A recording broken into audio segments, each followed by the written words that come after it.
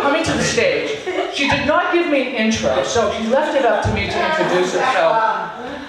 First I have to say, she's a friend, and when I first met her, we had a crush on each other. Yeah, we did that, but two things got in the way. Probably about 30 years difference, and my girlfriend. So listen, funny as hell, fantastic person, a warm welcome to Kren.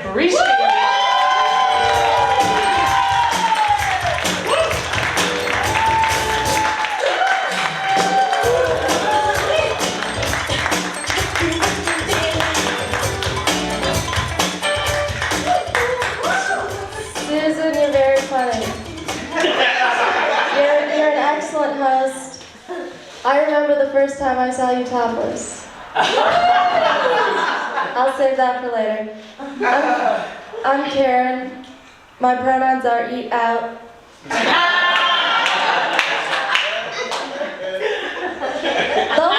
I'm the only Karen on the lineup tonight, and the only time you find two Karens in the same place is on Ted Bundy's victim list. Because he was onto something. I know. Okay, it's like one lesbian performed. You took all my material. But there's a shitstorm going on with politics today.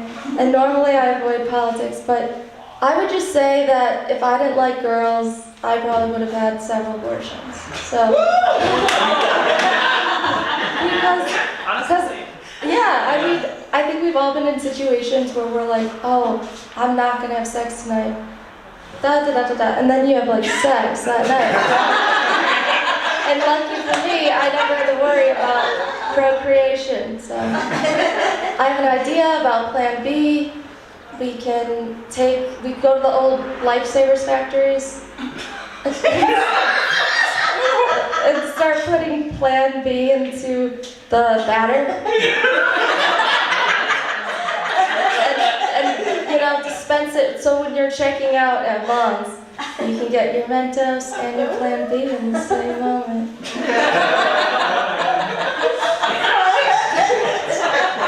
I think it's resonating with people who are like, yes. And for responsible people, they're like, what? That seems like overkill. Anyone know how to read? Oh, okay. Wow, Bobby does. I didn't learn how to read till I was 12.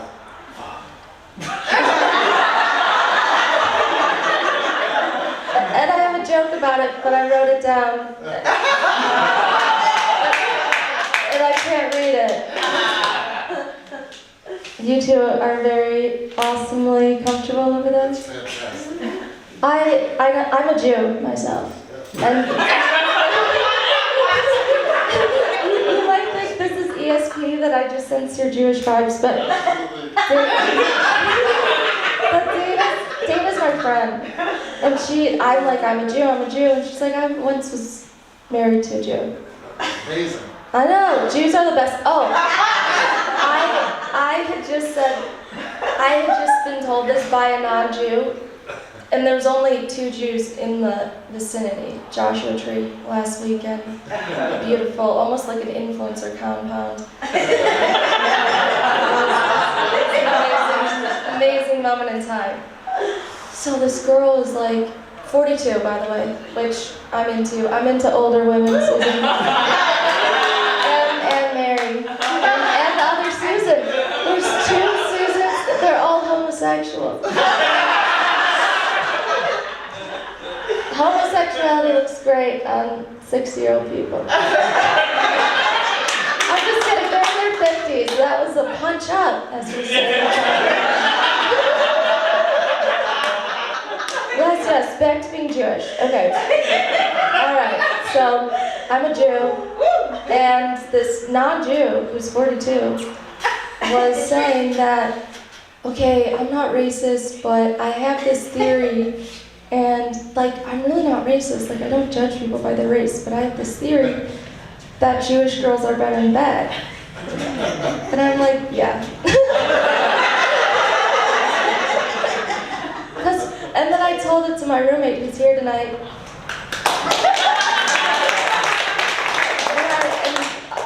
I was like, yeah, like, so this girl who's not even a Jew said this.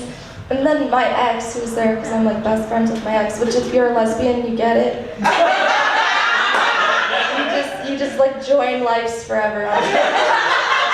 Date 1 is the beginning and the end of this relationship. So she's like, yeah, like girls are better in bed, which made me feel good. Because I was like, wow, we're not even dating, and the 5 people you're dating now, because you're polyamorous, are not Jewish. So I'm still reigning champion of your vagina. Which is really all I care about. Like, I don't need to still be in there, but I was gonna make a colonizer joke. Wrong audience.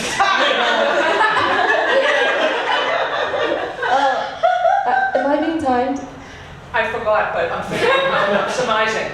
You're lighting me, No, yeah? no, I'm not lighting you. Oh, No, I no, see that- the light. I've seen the light, Don't Susan. look so much. All right, well, it's hard not to look up. Okay, so Susan, this one time I was at an open mic, and I got up there and I told her, I was like, yeah, I've seen Susan Wolf topless. And she had such great abs that upon seeing them, I was like, what's your ab workout? They were flawless, and she's like, well, tell them how you saw. So, how do I do your fucking accent? Tell them how you saw me. So then I was like, oh, I saw her without her shirt, not because of, you know, a juicy reason, like a medical reason. But then she was like, well, tell them how you saw me. You know, so I was like, well, we were fucking, so. And I was like, that should clear up the ambiguity of how I saw you topless. Right? No, I haven't fucked a single person here. Yes. Okay, so maybe I'll get a joke out. Have you ever been asked out by a woman? Yes. Yeah. This is the section. All right. These are my people. Okay, so I'll just start. All right.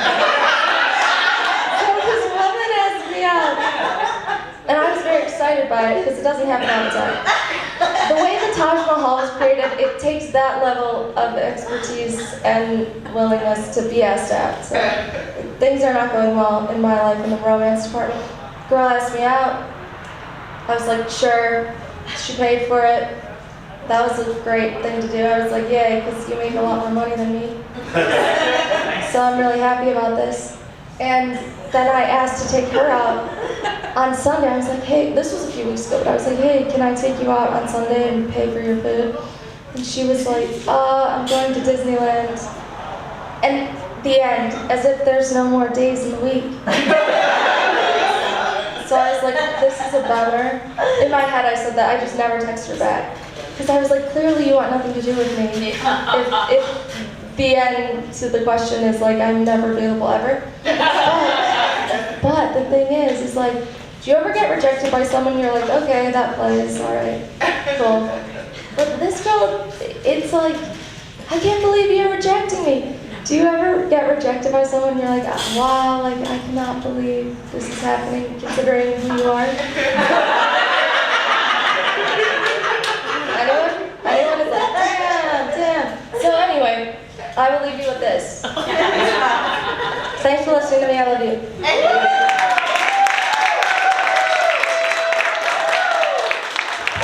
We're going to Karen Risky.